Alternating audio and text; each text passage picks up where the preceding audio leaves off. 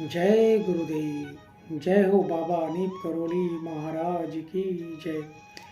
भक्तों नमस्कार, राम राम। स्वागत है आप सभी का आपके अपने YouTube चैनल पर। आशा करते हैं आप सभी अपने परिवारजनों के साथ में स्वस्थ होंगे।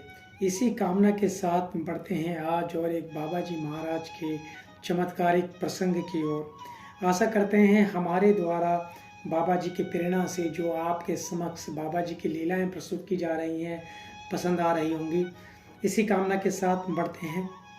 वैसे तो महाराज जी अपने सभी भक्तों को बहुत प्रेम किया करते थे, परंतु कभी अगर उन्हें अपने भक्तों को सज़ा देनी होती थी तो उनका सज़ा देने का जो तरीका होता था वह बहुत ही अलग हुआ करता था।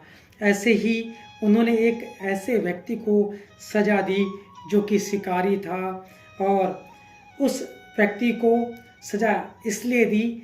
आप इस वृत्तांत में, इस प्रसंग में पूरी तरह सुनेंगे कि क्यों सज़ा दी। एक वह जो शिकारी था वह अपने मित्रों के बीच बैठकर कह रहा था और महाराज जी की हंसी उड़ा रहा था कि क्या वह महाराज जी के लिए मांस ले जा सकता है, जबकि उस शिकारी को यह पता था कि महाराज जी बिल्कुल शाकाहारी हैं।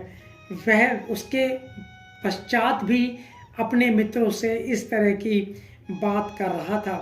बाद में जब उस शिकारी के मित्र महाराज जी के भक्त हो गए, उसके जो मित्र थे वह महाराज जी के भक्त हो गए, तो उस शिकारी ने भी महाराज जी के दर्शन करने की बहुत चेष्टा की, बहुत प्रयास किया, परंतु 5 वर्ष तक वह शिकारी महाराज जी के दर्शन नहीं कर पाया। वह महाराज जी के दर्शन करने हेतु लालायित रहा, पर वह महाराज जी के दर्शन नहीं कर पाया।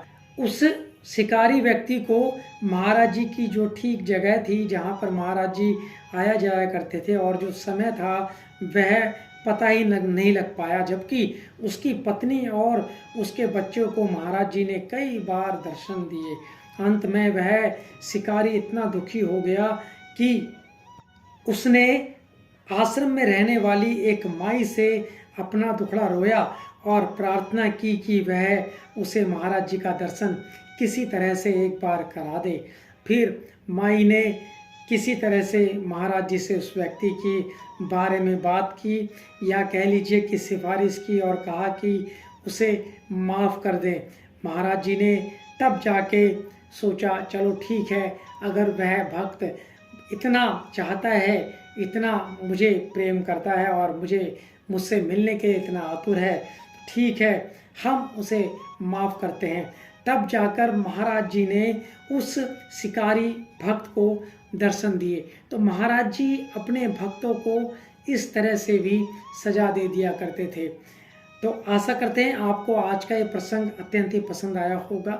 इसी के साथ जय गुरुदेव, जय हो बाबा अनीप करोली महाराज, जय उत्तराखंड, और आप सभी का बहुत बहुत धन्यवाद धन्यवाद धन्यवाद।